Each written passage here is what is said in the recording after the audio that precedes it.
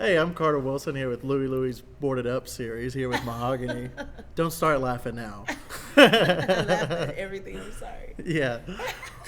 Well, and I know this is a tough question that nobody likes to talk about anymore, but it's something that I feel like I have to ask everybody. What have you been up to during the whole Corona thing? Wow, a lot of Netflix, Yeah. a lot of Hulu. But no, we've been trying to be creative and find things to do. So we've done a couple of virtual concerts, trying to find some music to record so that when everything kind of opens back up, we can release some stuff. But otherwise, we've just been spending time with family and that being cool. Yeah. Where can everybody check out your live concert series?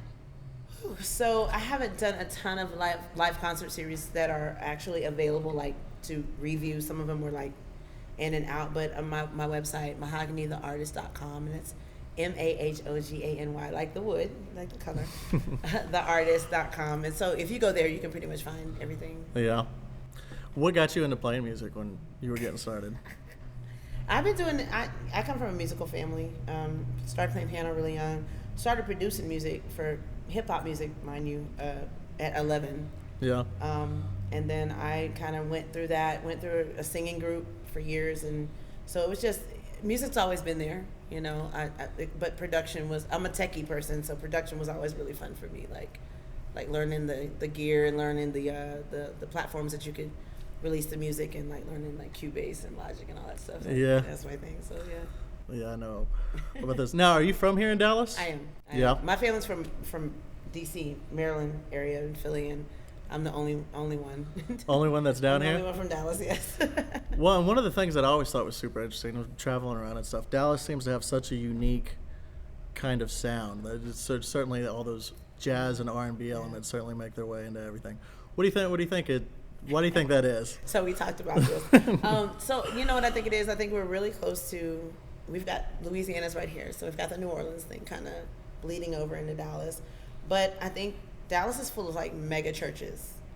And if you know mega churches, you've got a combination of like the CCM music, you've got, the old school gospel music and the contemporary. So I think that some of the best musicians in this area come out of the large churches, and there's like 6 or 7 large churches out here. So I think that's what makes them kind of, I won't say acceptable, but it just justifies our range of music, because I'm a church baby. I grew up in church, and a lot of the great musicians that I've ever known have been out of church, and a lot of them toured with some of the great recording artists. But when you're getting up every Sunday morning and going to church and hear these people play, you can't forget it, and you're singing with them. So I think I'm 43 years old, so I'm older than a lot of the musicians around here, but I can tell when I see them that they're coming from that church scene, but the musicians are so versatile and they're so great. So I think that that's what a plus that we have. We have this, you got the Potter's House, you just got a bunch of churches that have mega music staffs, and they come from all over the world, country, to come and play here.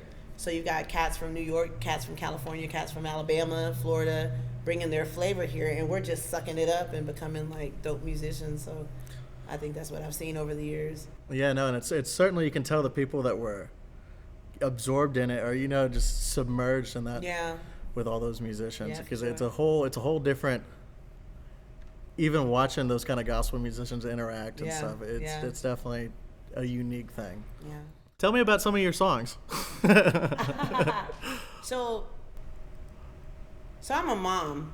Yeah. I'm a teacher, and I'm an artist. So I try to use art to communicate with people and kind of speak, which is really cool. That's why I like country music, because country music really is really awesome for telling stories, right? Rock music too. So all of my songs tell it.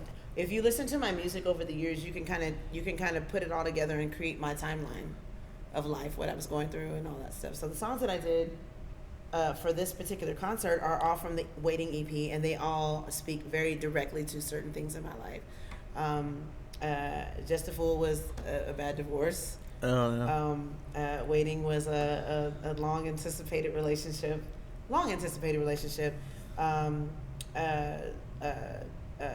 Joyride was, of course, just a fun song, just to have a good time. And then what did we do? What was the other one? Soar. So my sister passed away from cancer 2 years ago, and she's can't get emotional. She's one of the reasons why I sing. She's one of the reasons why I started singing jazz music. She was a very active performer at Texas A&M in Bryan, Texas. They had the Texas Aggie players, and jazz was introduced to me through her. So the song was particularly towards her because it was like right when she was transitioning. And so I always try to write songs for the people that I love.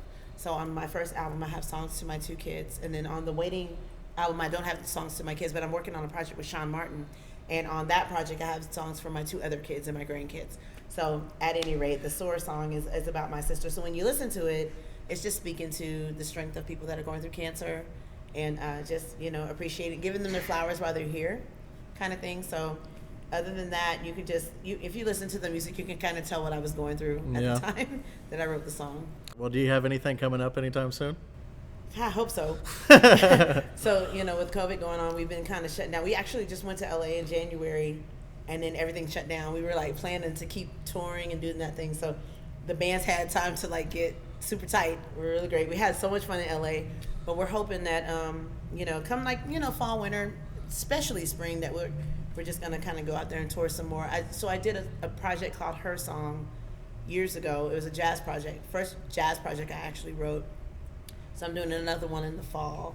And then we're doing like an equivalent to the last one I did, which is Waiting. It's kind of like a funk soul kind of project. So right now, because of the way that, we're able to kind of push music, you don't have to put like a whole album out. You can just put out like a EP, like 5 songs or like a single. So we're just going to kind of keep pushing music instead of like, we're doing an 11-song album. No, we're just going to like touch y'all with a song and then touch one. So hopefully we'll have a couple of new songs recorded. I just released a Redemption song by Bob Marley. Just because we were trying to find something that spoke to the times now, and I really like Bob Marley, so we did that. It was a cover tune. But after that, we're just going to kind of do revisits to the same kinds of projects that we did before, and hopefully release them so spring will be like in full-fledged. Well, thank you so much for coming by, and I look forward to hearing the rest of y'all's stuff, and looking forward to all the new stuff you got coming out too. For sure. Thank you for having me. Thank you. Thank you.